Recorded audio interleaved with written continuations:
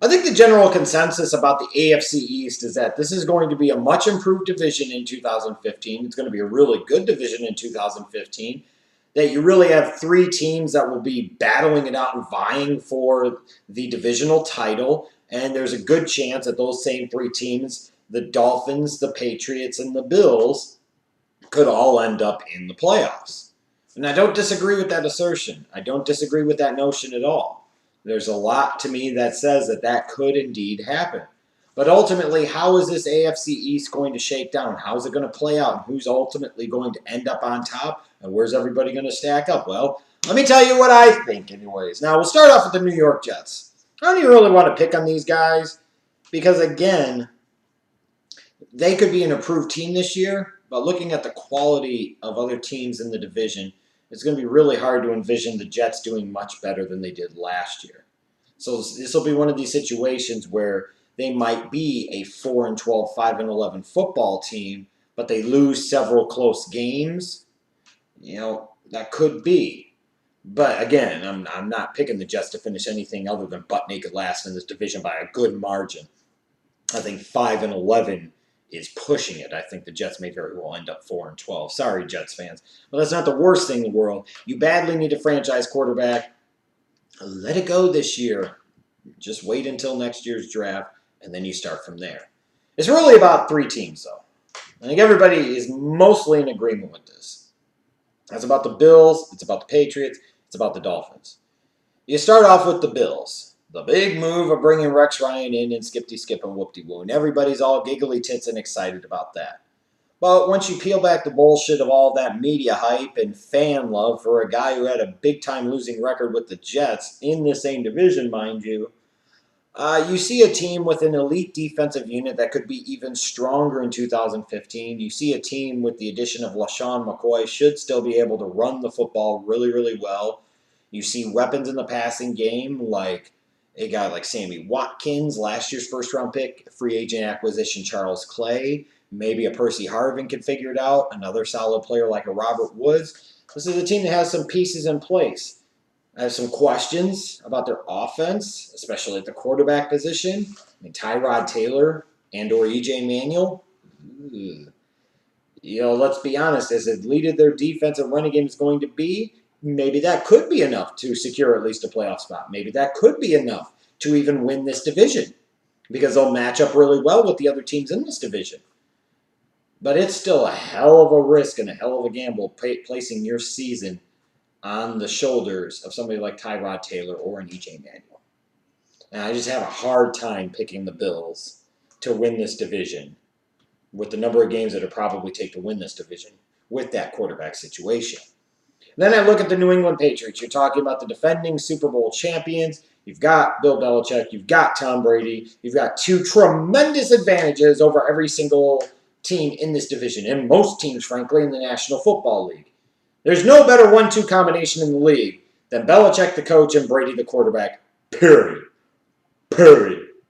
And they got the 4 trophies and the 2 almost trophies to fucking prove it. Cheating or not, shit don't matter.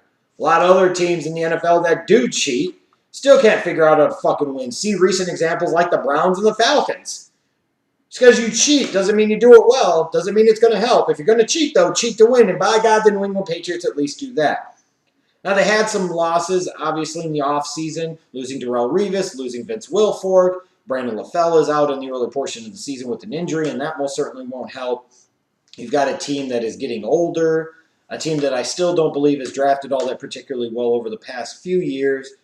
But the Patriots are still the Patriots. And again, you're talking about the defending Super Bowl champions. They haven't lost this division. And I can't even remember how freaking long. Is it going back to 2008 maybe? Was the last time with Brady and Belichick that they didn't win that division. And if I recall correctly, that was the 2008 season where Matt Castle started at quarterback. The Patriots still won 11 games and just happened to miss the damn playoffs. That's how much the New England Patriots have been the gold standard and the standard bearer of this division. That's how much they have dominated and owned the Dolphins, the Bills, and the Jets and the entire AFC East landscape for an extended period of time. Even though one year they didn't win the division, in my recent memory, they had a backup quarterback and still won 11-5. Just think about that. So a lot of people, by default, will pick the New England Patriots to win this division. And that's understandable. It's really hard to argue with that, frankly, because even with some of the things they've lost and some of the things that changed, it seems like we talk about that every year, and yet every year at the end of the day, they still end up winning this damn division. So I most certainly am not going to argue with anybody picking the New England Patriots to win this division again.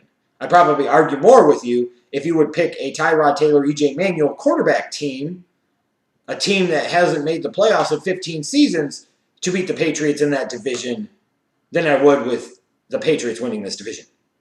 However, with that said, I'll throw the monkey wrench out there. I actually think the team that is ready to win this division in 2015 and end that Patriots run of dominance atop the division is the Miami Dolphins. Look at the big offseason acquisition of Ndamukong Suh, adding him to what is already a solid defensive line with the likes of Cameron Wake.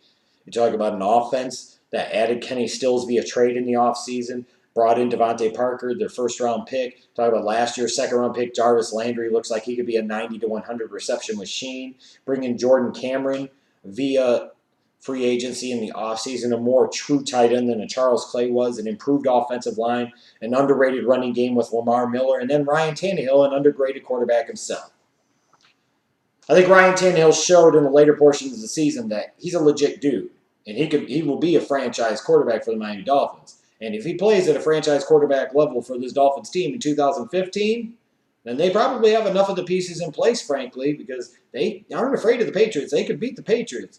I think they're the team that ultimately can unseat the Patriots, and it will happen this year. I've got the Jets ultimately finishing like 4-12. Sorry, Jet fans, maybe next year. I've got the Bills going 10-6, which may or may not be good enough to get a wild card in the AFC, but it would be an improvement over last year. And I've got the Patriots and the Dolphins both finishing 11-5, and the Patriots getting the edge in tiebreakers. So the Dolphins winning this division.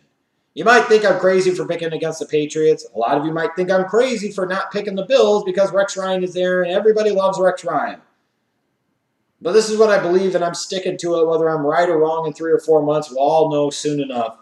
I think the 2015 AFC East champions will be South Beach, the Miami Dolphins.